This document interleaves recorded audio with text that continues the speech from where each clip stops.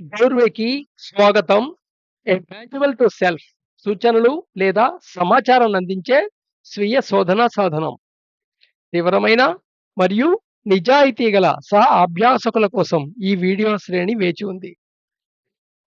So, మనం సిస్టమేటిక్‌గా శరీర తత్వాన్ని ఎలా కాలిక్యులేట్ చేయాలి?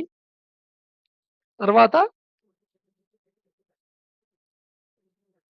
ఏ సీజన్‌లో ఎలాగా శరీరతత్వం ఇన్‌ఫ్లూయెన్స్ చేయబడుతుంది? అలాగే ఒక రోజులో ఏ టైంలో ఎలాగా శరీరతత్వం వేరియేషన్ చూపిస్తూ ఉంటుంది? అలాగే ఒక పదార్థం యొక్క రుచి బట్టి దాని శరీర తత్వం ఎలాగ వేరియేషన్ అవుతూ ఉంటుంది అనేవి తెలుసుకున్నాం. ఒక ఎగ్జాంపుల్‌ని మళ్ళొకసారి చూద్దాం. ఎందుకంటే ఇది అర్థం చేసుకోవడం చాలా ఇంపార్టెంట్. టూల్ ఉండటం కాదు. సో, ఒక సమాచారం ఇవ్వటమే కాదు. సమాచారం ముందు ఇచ్చాం. దాని మీద ఒక సాధనం కూడా తయారు చేసి ఇచ్చా. ఎవరైతే ఆ ఎక్సెల్ షీట్ కావాలనుకుంటున్నారో వాళ్ళు కామెంట్స్‌లో వాళ్ళ ఈమెయిల్ అడ్రెస్ పెడితే నేను పంపిస్తాను. సో,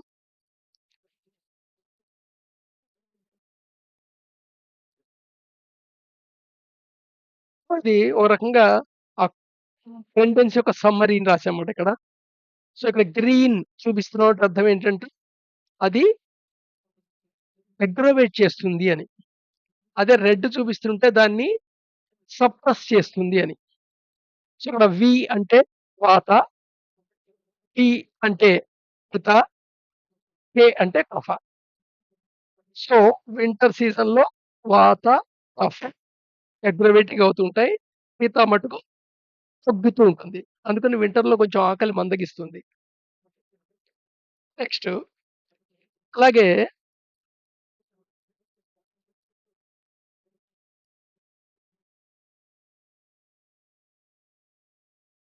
సో అలాగే సపోజ్ టైమింగ్‌లో తీసుకున్నాం అనుకోండి. అలాగా పొద్దున్న 6 నుండి 10 దాకా. పొద్దున్న 6 నుండి 10 దాకా. వాత, పిత ఏమో డౌన్‌లో ఉంటాయి.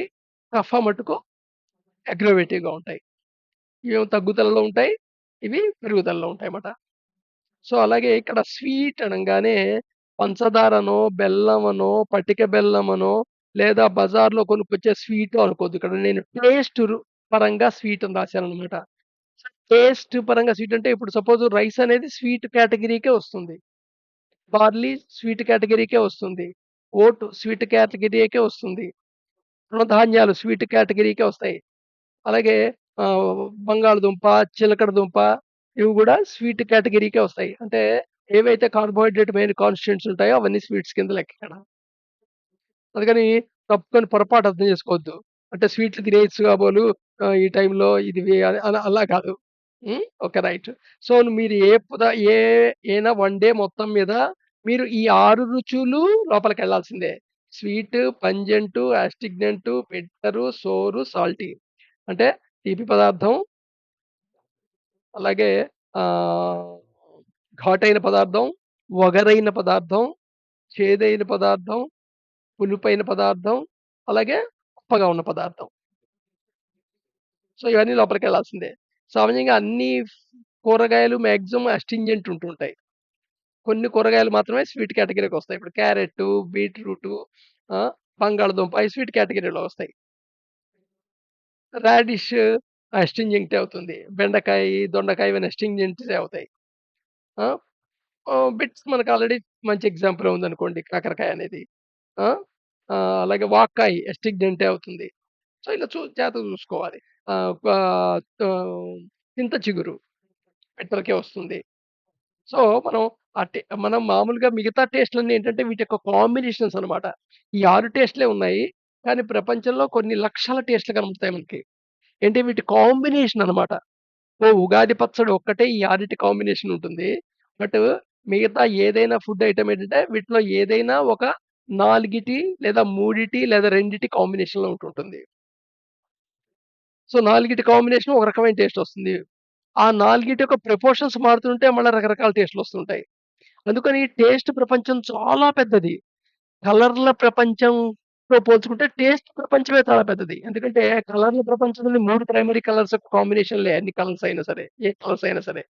బట్ ఇక్కడ 6 టేస్ట్ యొక్క డిఫరెంట్ కాంబినేషన్స్, డిఫరెంట్ ప్రపోర్షన్‌లో కాంబినేషన్‌లు బట్టి టేస్ట్‌లొస్తాయి. టేస్ట్ అనేది అన్నమాట. సో, సపోజు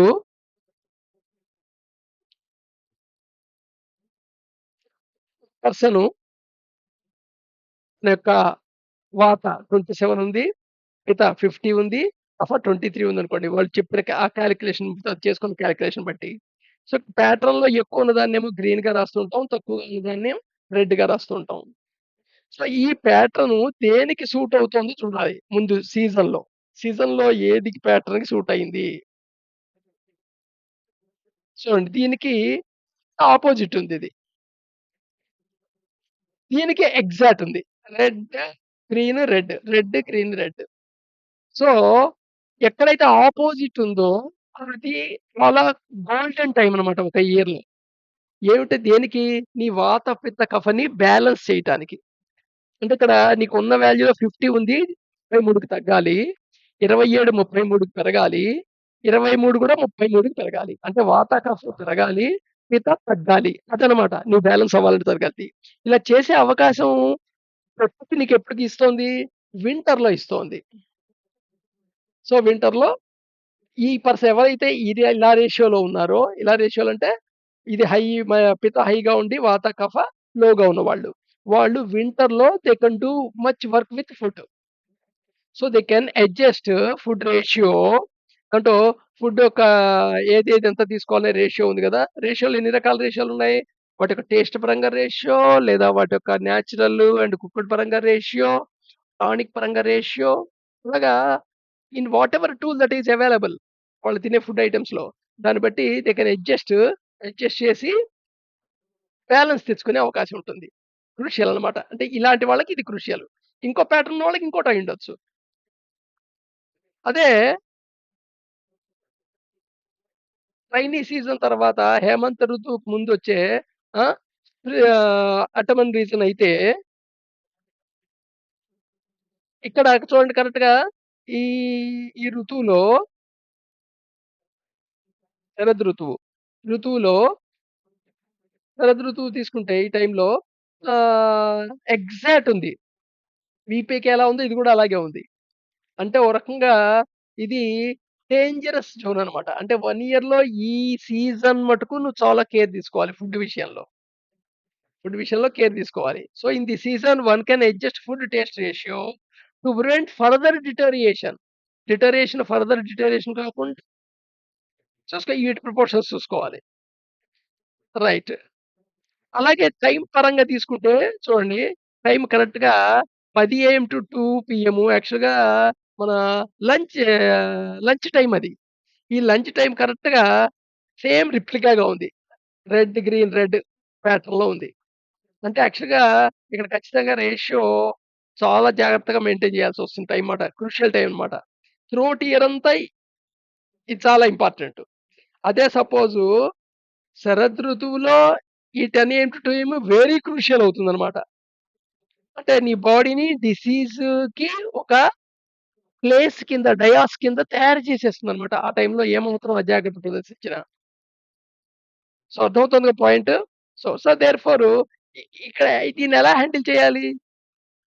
ఇది కరెక్ట్‌గా మన లంచ్ టైమ్ కదా! అయితే ఇక్కడ నేను కట్ ఆఫ్ ఇచ్చాను గదా! 6 AM to 10 AM, 10 AM to 2 PM అని. ఇదేమి కరెక్ట్‌గా బౌండరీస్‌లా ఉండవు. ఈ 6 ఏఎం టు 10 ఏఎం మధ్యలో జనరల్‌గా ఇవి ఈ 2 డిక్లైన్ అవుతాయి. మాక్సిమం డిక్లైన్ అవుతాయి. మళ్ళా మినిమమ్ పొజిషన్‌కొస్తాయన్నమాట. అదే కఫా ఏంటంటే ఆహ్, ఇంక్రీజ్ అవుతుంది. మాక్సిమం పీకెళ్ళి మళ్ళా బ్యాక్ వస్తుందన్నమాట. అంటే యాక్చువల్‌గా ఆసిలేషన్ ఏదో డిస్క్రీట్‌గా ఉండదు. కంటిన్యూయస్‌గా ఉంటుంది. సో, ఈ కంటిన్యూయస్‌లో మినిమమ్ ఉండే టైమ్ ఏమవుతుంది? ఈ పాయింట్ అవుతుంది. అంటే మరి 10కి అన్నం తినలేం గానీ, ఉంటే అప్రోచ్ 10 దగ్గరకైనా సరే 9-10 మధ్యలో గాని, లేకపోతే 1-2 పీఎం, 2:30 పీఎం అంటే ఈ జంక్షన్ పాయింట్ ఉంది గదా! ఈ జంక్షన్ పాయింట్‌లో వాడు ఫుడ్ తింటే ఆటోమేటికల్‌గా ఫుడ్ టైమింగ్‌ని ఆ టైమ్‌లో ఫిక్స్ చేసుకుంటే, ఈ డిటోరియేషన్‌ని కంట్రోల్ జేసుకోవచ్చు ఓ రకంగా. మినిమమ్ పాయింట్‌లో మాట. అంటే కరెక్ట్‌గా 10కి, 2 పీఎంకి మధ్యలో కరెక్ట్‌గా ఏ 12కో వాడు అన్నం తినే అలవాటు ఉందనుకోండి. అంటే వాడికి తెలియకుండా వాడు ఇంకా తన బాడీలో పిత పెరగటానికి, వాత కఫ తగ్గటానికి కండిషన్‌లో తను ఫుడ్ కన్జంప్షన్ చేస్తున్నట్టు లెక్క. అర్థమైందిగా? సో, దేర్‌ఫోర్ అలాగా ఈ ఈ టేస్ట్‌లు గూడా ఎలా వాడాలనేది జాగ్రత్తగా చూసుకోవాలి. టేస్ట్‌లు గూడా అంటే ఏ టేస్ట్ ఎక్కువ తినే ఛాన్స్ ఉంటుంది. ఏది ఏ టేస్ట్ కాంబినేషన్ తినాలి. సో దట్ ఏంటంటే వీటి యొక్క రేషియో ఎలా ఉండాలి అంటే ఏది ఏ టైంలో అనేది ప్లానింగ్ జాగ్రత్తగా ఇంటెలిజెంట్‌గా వేసుకోవాలి. So right. Thank you.